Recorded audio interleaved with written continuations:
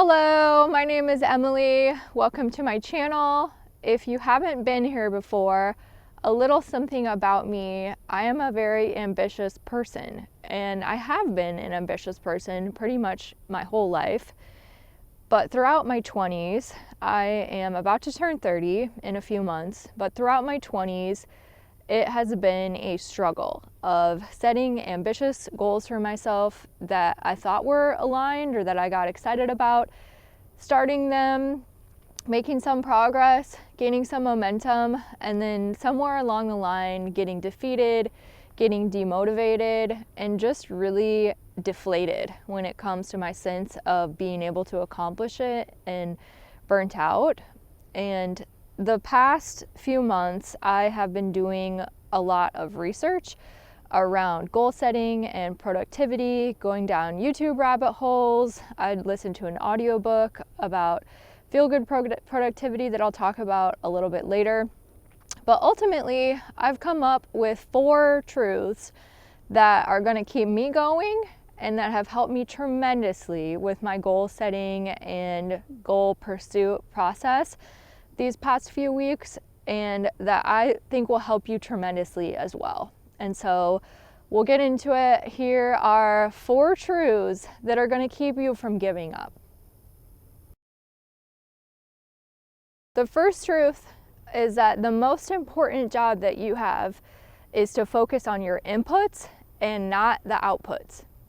So the difference between inputs and outputs are the controllables that you have to contribute to your goal, and the output is the result of your inputs in the sense of maybe reaching your goal, and what that looks like would be an output. So goal setting, how goal setting works is to idealize that output that you are looking for and then have that as your goal. Whereas how goal pursuit works and how you actually achieve that goal is through consistent inputs that are going to put you on a trajectory to reach your desired output.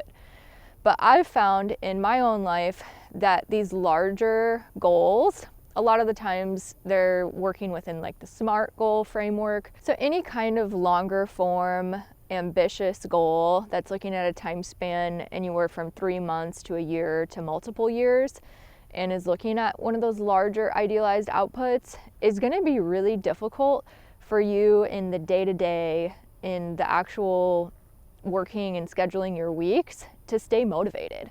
I've found that larger goals and not supporting myself with smaller goals has actually been really defeating for me in the broad scheme of things.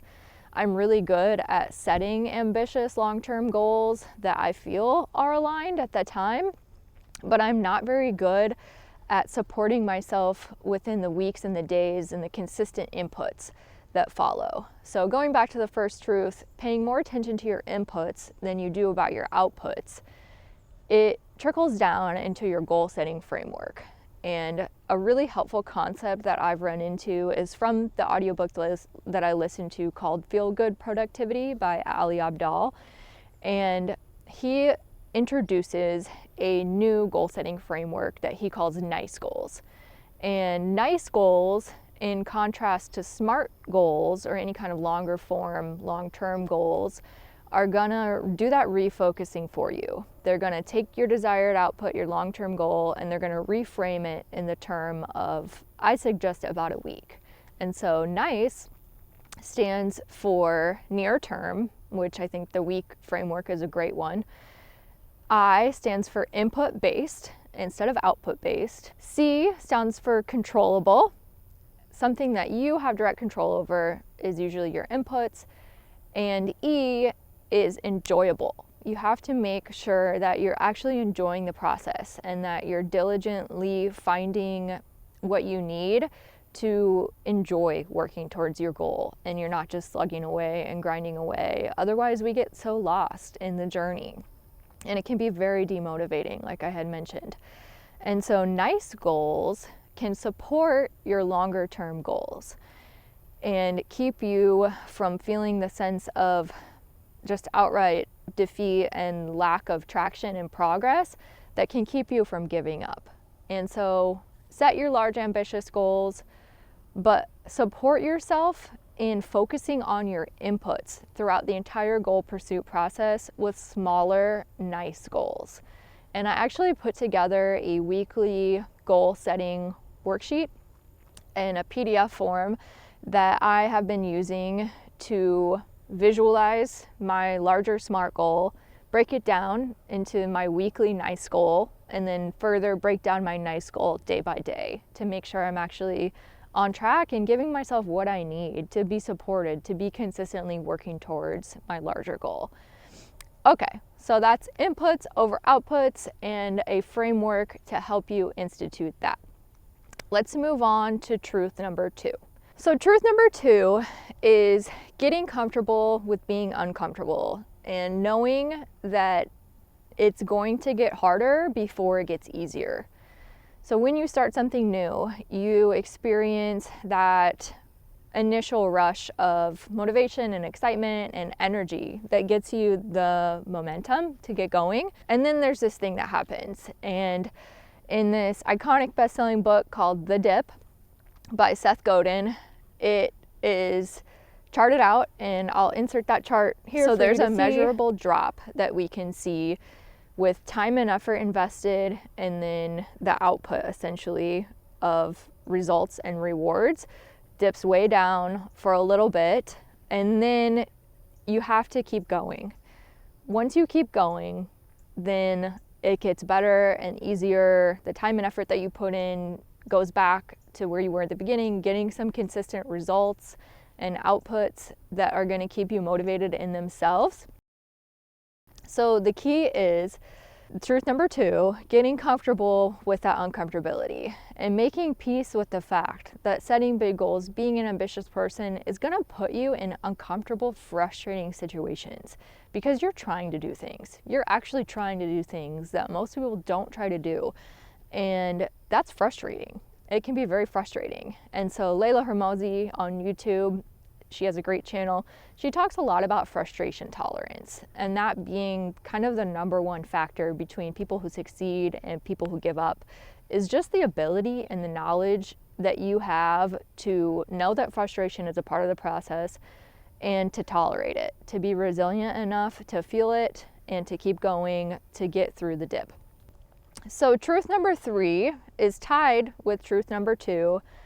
And it is the idea that once you're crystal clear and once you actually have put the time and effort into deciding that the goal that you set is aligned with what you actually want, once you've done that, then the thing that you have to do is just don't quit.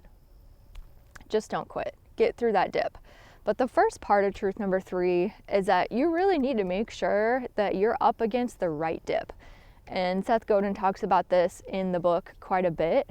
It's making sure that you're fighting the right battle, because that dip, it's not going to be worth it to put yourself through everything that you need to get to the other side of it if your goal and what you actually set for yourself isn't actually aligned with what you want. That's going to be very demotivating as you get into the dirty work of this in itself. And that is something that I've run into more than a few times, is setting a goal for myself because it looked good on somebody else. It looked good on somebody else's life. And it seemed like the best solution, the best fix to get me away from where I was to a different scenario and a different place.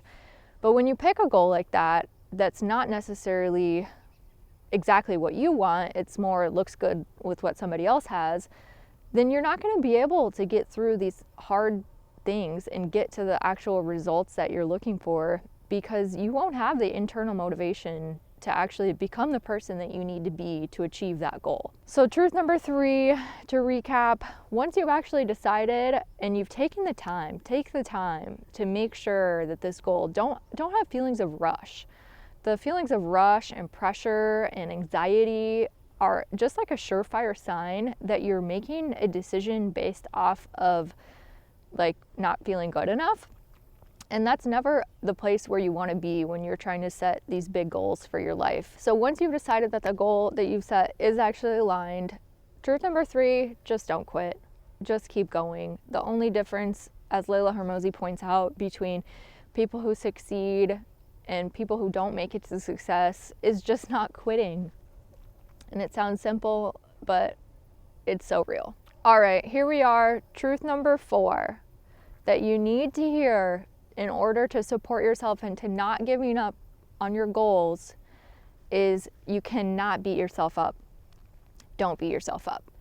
When you start beating yourself up for not doing enough, not thinking that you're working hard enough, not being motivated enough, not feeling like doing it enough, when you start beating yourself up, it becomes a self-defeating cycle. You become the biggest critic that you have, and you're only building those feelings of shame and kind of self-resentment that you are harboring. Those feelings are gonna essentially defeat you before anything else. And so give yourself grace.